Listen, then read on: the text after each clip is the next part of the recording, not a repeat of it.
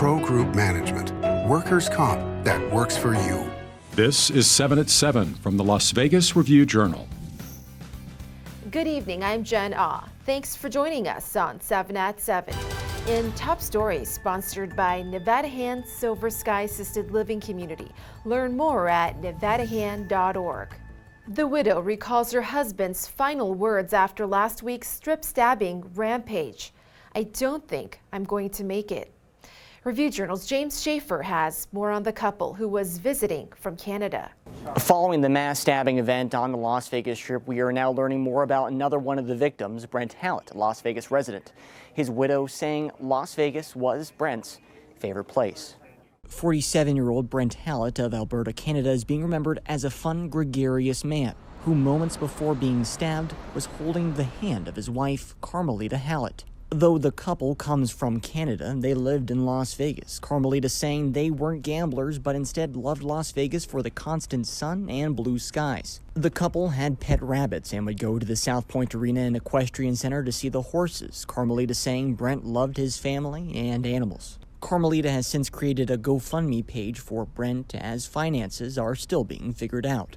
This while the stabbing suspect still is in custody, facing 6 counts of attempted murder and 2 counts of murder. For the Las Vegas Review-Journal, I'm James Schaefer. And a judge delays the preliminary hearing for former Raiders player Henry Ruggs again. His lawyers say they need more time to review a report from the Las Vegas Metro Police Department before the hearing, when a judge will determine if there's enough evidence for Ruggs to stand trial. Another hearing in the case is set for February 1st. And the largest teachers union in Nevada announces it will not make an endorsement in the gubernatorial race between Governor Steve Sisolak and Sheriff Joe Lombardo. Review-Journal's Renee Summerhour explains why. Yeah, the Clark County Education Association endorsed Sisolak in his first bid for governor 4 years ago, but said Tuesday it could not endorse the Democratic incumbent for re-election. The union represents more than 18,000 educators in Clark County. Executive Director John Velardita told the RJ that the teachers union viewed its endorsement as a referendum on Sisolak's 4 years in office rather than a choice between 2 candidates. Velardita referenced several concerns that have plagued the Clark County School District this year. He says, quote, "What we know is these kinds of issues cannot be solved at the school district level. They require a partnership between the state and school districts," he said. "We didn't see that with this governor." The union said its executive board interviewed Sisolak and his Republican challenger multiple times. In a statement, a spokesperson for Lombardo called the union's refusal to endorse Sisolak confirmation that Sisolak, quote, "has failed our teachers and students." Vegas Nation, brought to you by Station Casinos SDN Sports. Download the app today. Raiders wide receiver Davante Adams has been charged with a Kansas City ordinance assault violation for shoving a photographer postgame after the Raiders' defeat against the Chiefs on Monday Night Football. The citation indicates that the victim suffered whiplash, headache, and a possible minor concussion. Adams has a court date scheduled for November 10th, and an NFL spokesman said that the incident remains under review by the league. In business, sponsored by Bank of Nevada, Bank on Accountability. Southern Nevadans, get ready for higher gas bills. Southwest Gas increased its rates this month by about 7.3% for the average homeowner and 6.5% for multifamily homes, like condos. Officials say inflation is impacting energy prices. Utility spokesman said that since Russia invaded Ukraine in February, gas demand has increased across the globe, and a lot of U.S.-produced natural gas is being shipped to Europe to meet their demands. This rate increase will impact around 700,000 Southwest Gas customers in Southern Nevada. About 96% of them are residential. Now a look at the latest innovation at this week's Global Gaming Expo at the Venetian. You can see the latest models of bar top games along with slot machines, some celebrating Halloween a bit early. And the Morning Blend host winning $10,000 for her charity of choice. In Health, sponsored by Boulder City Hospital. We're here for you when you need us. October is Cybersecurity Awareness Month, and the Center for Internet Security has some tips for seniors to protect against online health scams. Criminals are using fear from the COVID pandemic to encourage victims to click on links or to enter personal data. Experts recommend folks to think first, as cybercriminals will use a sense of urgency to get victims to act before they stop and think. Plus, a health event focusing on women's breast health is coming to the Pearson Community Center. The Mammorama Extravaganza will provide free mammograms and health insurance resource options.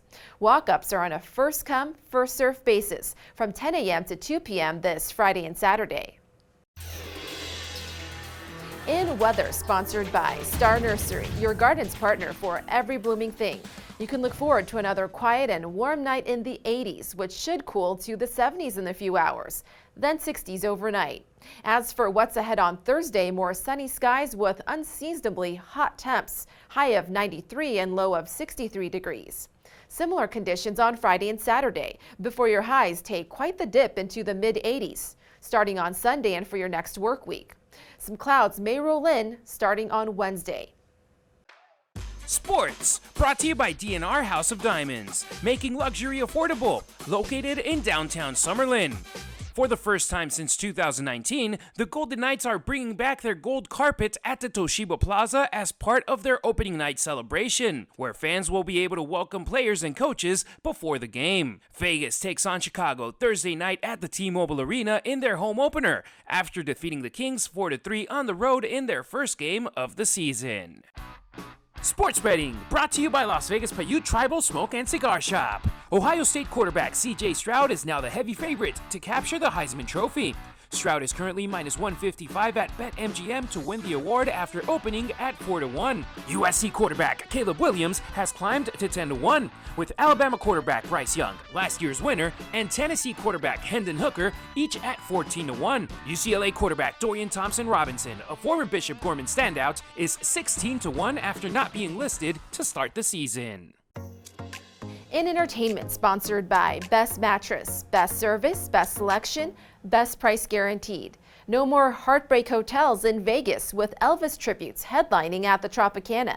Review Journal's John Katsimides tells us more about the new show.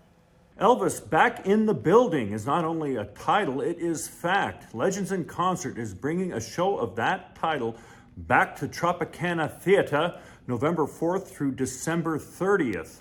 There are going to be 5 total Elvis tribute artists in rotation, 3 of them recent champions of the Ultimate Elvis Tribute Contest. It's the first time Legends has ever focused just on Elvis in its 39-year history, and we'll see if the Elvis brand is still alive and well in Las Vegas.